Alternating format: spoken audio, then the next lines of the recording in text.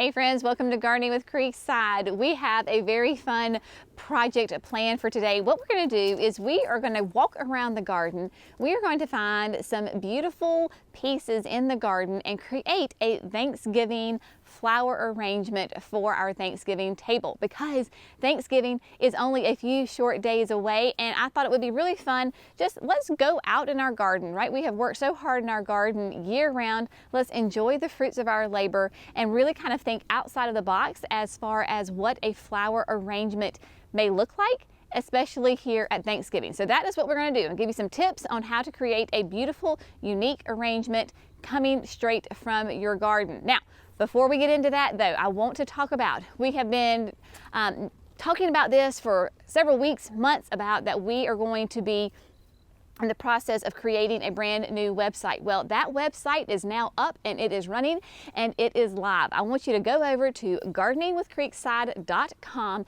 and check out the new website. It has a fresh new look. We have been working with some amazing folks who take all of our ideas that are in our brain and put it out into reality. Also, while you were there, you are going to see, probably when you log on for the very first time, go to the website the very first time, you're going to get a little pop-up screen. That little screen is going to ask you if you would like to enter in your email or your mobile number to get signed up for all of the latest news, the very special events, the very special offerings that we have online. We would love for you to share your email and or phone number with us. I promise it is nice and secure. We are not going to spam you. We are not going to sell your information.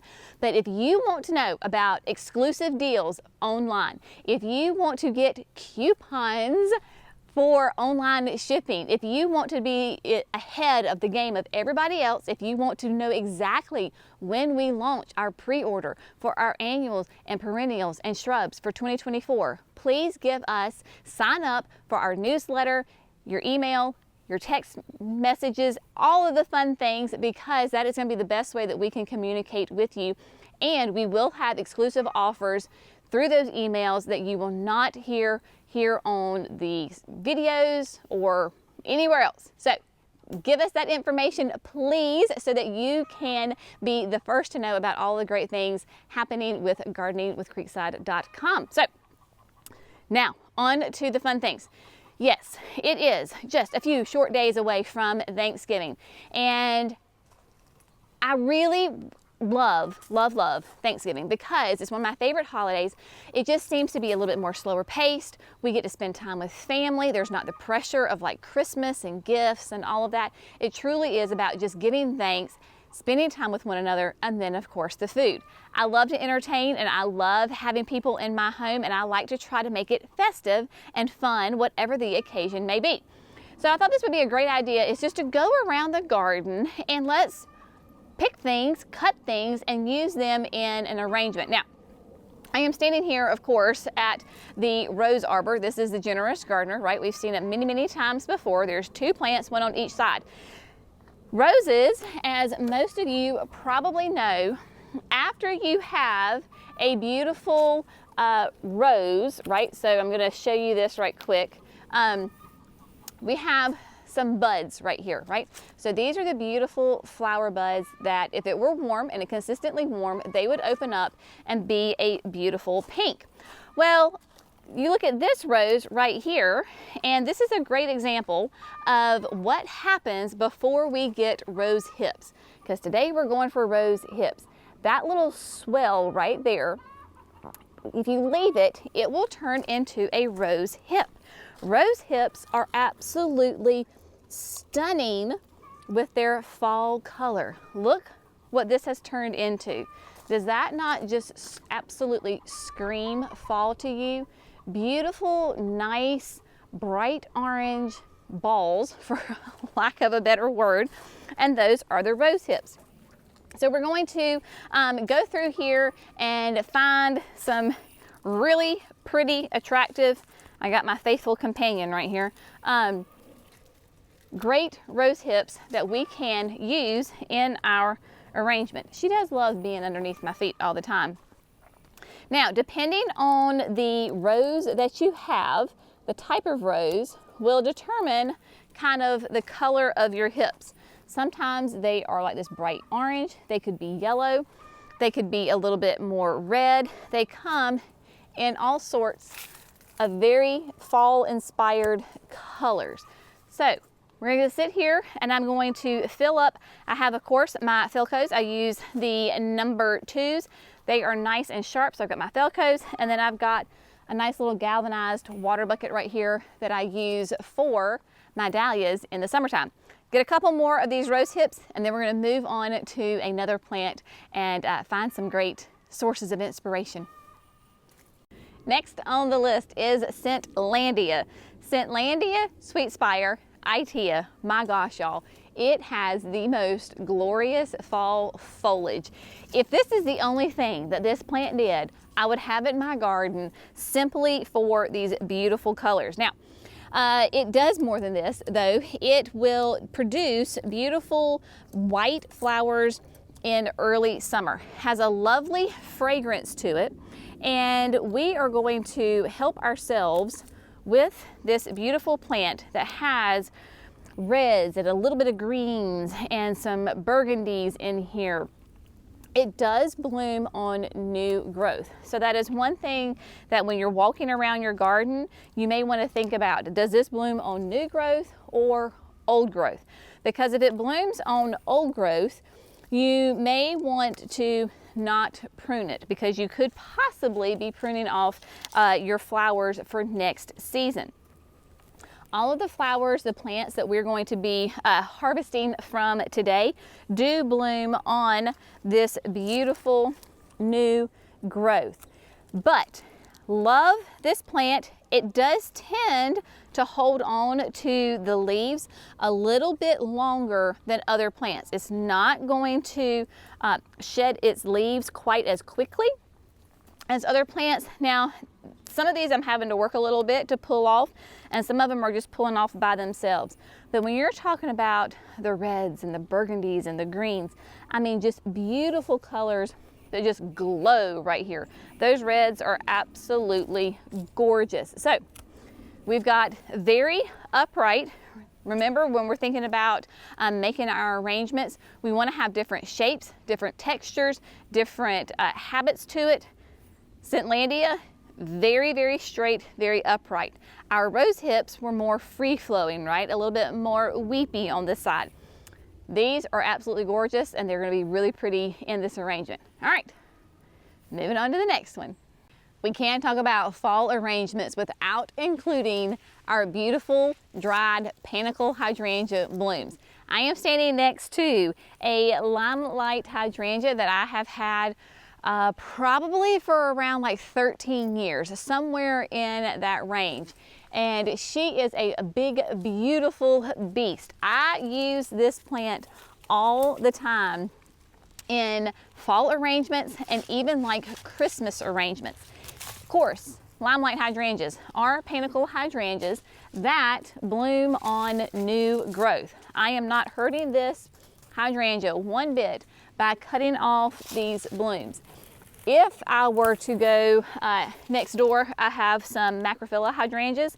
They bloom on old growth. If I were to prune them right now, then I probably am going to be pruning off next spring's, next summer's flowers. But panicle hydrangeas bloom on new growth. You can cut to your heart's content. So whether it is a limelight, it is a little lime, a quick fire, even like bobos, your smooth hydrangeas, your incredibles, your invincible rubies, all of those bloom on new growth. So if you know that you have a panicle hydrangea or a smooth hydrangea, you can safely cut them and not have to worry about taking off next year's flowers. Time to prune, of course, your panicle smooth hydrangeas is late winter, early spring. For me, I try to start around mid-February all the way through the 1st of March. But it only takes a couple, especially when you have limelights, because they can get just so enormous and so big, but I love the brown of them. Now, we do live in North Carolina, and our hydrangeas and our panicles will not turn the brilliant reds and hot pinks that when folks who live in cooler climates may have that. So just embrace the brown, y'all. It is fall. Brown is a lovely color for fall arrangements. So that is what we are going to use today. I'm just going to go ahead and grab that one as well. Now, perennial grasses. That's where we're headed next. Next on the list, perennial grasses. Perennial grasses give us beautiful fall arrangement options that we just cannot ignore, right? We have to have these in an arrangement when we're talking about them. Perennial grasses, of course, they come back in the spring from brand new growth. So we're going to cut this down before the spring hits. It is not going to hurt the plant whatsoever to go ahead and take some of these beautiful plumes. This is actually Niagara Falls from Proven Winners. It is a beautiful, very upright green blue grass. You can see it has not flopped at all this year. This is a really lovely selection that has such really light and airy plumes on it. It's going to bring a whole different texture and dimension to our arrangements. So we're going to go through here. I've got 3 right here. I don't want to clear cut one of them, right? We don't want to come and be obvious that you have been cutting out of one of these plants. So we're just going to kind of take a little bit from all 3 plants, and then that way it'll bring a whole fun, like light, airy texture to the garden. As a general rule, I like to leave my perennial grasses standing all winter long because they do bring such a great interest to the garden. Now, once we get more consistent colder temperatures, this whole plant will turn brown. We've had a 25-degree night and we've had multiple freezes and frost since then, but you can still see that there is green in this plant. So once we get consistently cold temperatures, that green will go away. But we leave it up, nice fun texture to the garden. Of course, it brings movement to the garden, and it's going to bring a really fun light and airy texture to our flower arrangement. So I've got my little bucket here. Next, we're going to move on to perennial evergreen ferns. Yep, that's right. We're going to cut some ferns. Last but not least, today we are going to cut some of Annette's holly fern. Now, I have affectionately named this plant Annette's holly fern because I got it from my friend Annette, who lives in Waco, Texas. We went to go visit. She had this massive, gorgeous clump of holly fern, and I said, Annette, can I please take some home? She said, of course. That was 5 years ago, and so this sweet thing has been living in my garden for 5 years, hence Annette's holly fern. But it is a holly fern. They come, I mean, this is a very, very, well-known, popular plant, but it is an evergreen. There are few ferns that are evergreen. Most of the time when we think of a fern, we think that they are deciduous. Holly ferns would be a great option because they have such wide leaves, nice, dark, glossy green leaves, very different than anything else that we are using so far. Again, because this fern is a perennial, come the springtime, all of this foliage that we see right now, it is going to start to die back, it is going to lay down, and all the new growth is going to come up. So I'm, again, being selective of what I am pruning. I don't want to prune like in just one section and take out a big whole of the plant.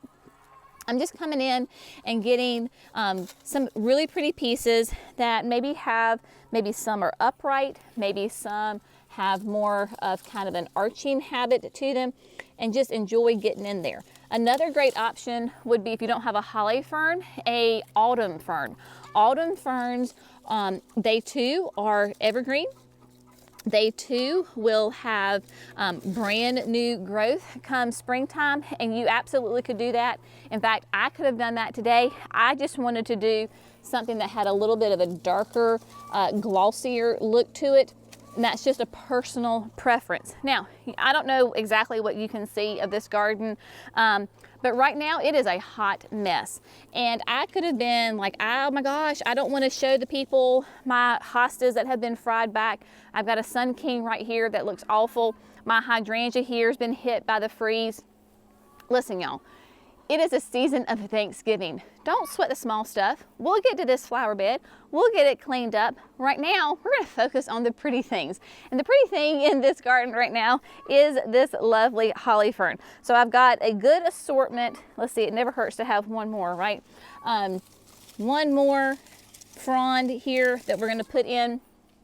But we're just enjoying the time. And now what we're gonna do, since we've got all the components to our flower arrangement, we're gonna put it together. So let's do that. Have no idea how this is gonna come out. We'll figure it out together. I've got all my components together. We're gonna make this arrangement right here on the back of Johnny. Everybody is here. And so we have got, like I said, lots of different fun colors, textures, height, kind of whimsy to this arrangement. I am not a professional florist, right? I have fun, and it's just, don't go for perfection. Go for something that you are going to enjoy in your home. You're gonna create this, you're gonna have friends and family come in, and they're gonna go, oh my gosh, that is so pretty. Where did you get that? And you can proudly say, from my garden, I created it myself. So do not get bogged down in trying to make it perfect. Enjoy the process, and it's going to be what it's going to be, and it will be gorgeous. So without further ado, let's see what I come up with.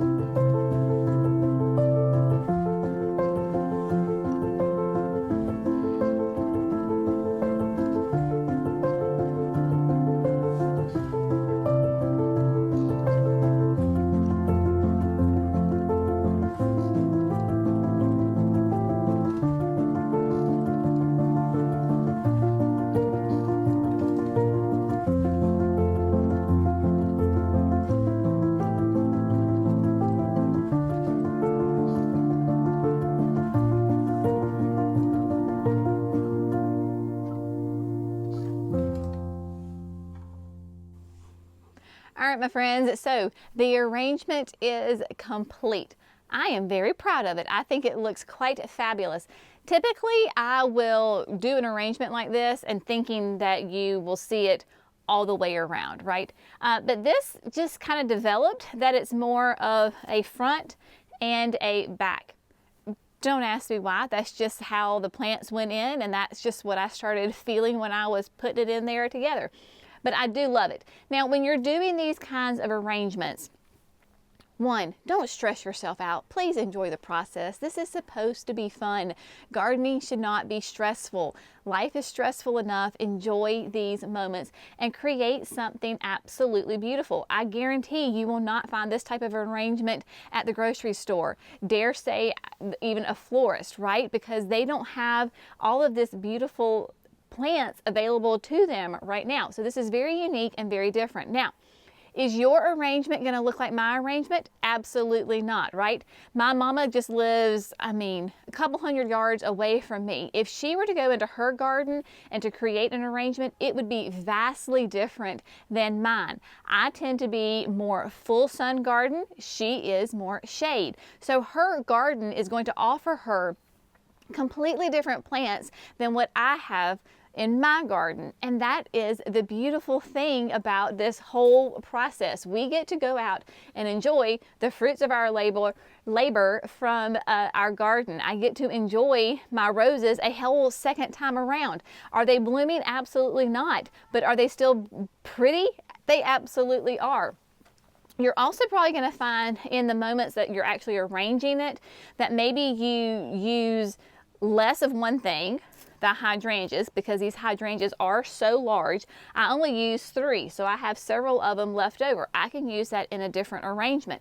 And maybe you use more of something else. Started putting this together, and this Scentlandia with that bright burgundy and the red was absolutely stunning. I wanted to go get a little bit more, so I just went and got some more off of the plant. I used all of the grass, all of the fern, and all of the rose hips. So just putting it in there, finding that whimsy. You've got some height, you've got some filler, you got some spillers, you just have everything in there, and just enjoy the process, right? So some other ideas that you may have in your garden, and this is going to depend on where you are in the country. I am a southern gardener, so I know my southern plants. If you have maybe some like hollies would be great. Magnolias would be fun. If you have some older camellias that maybe you don't mind cutting on, then those would be great. My camellias are still small, so I'm trying to encourage them to grow, but if you have some really old established camellias, then that would be amazing in your garden. Of course, the rose hips, Laura Petalum would be great for some nice burgundy color. My mama, talking about her in the shade, she has pine cones. If you had some cute little pine cones, you could totally like stick them in there, right? So just kind of think outside the box. It doesn't have to be flowering in order to be beautiful and make quite a statement. So get out there in your garden, create something, whatever it may be. If you've got, just have fun, right? The possibilities are absolutely endless, and you're only limited by your imagination. So, as always, we hope you have found this fun, informative, and inspirational. I think we'll see you before Thanksgiving, but y'all have an amazing Thanksgiving if we don't see you before then. But we will be here all week, 5 videos. We're here for you, folks. Thanks so much for gardening with Creekside. Bye, friends.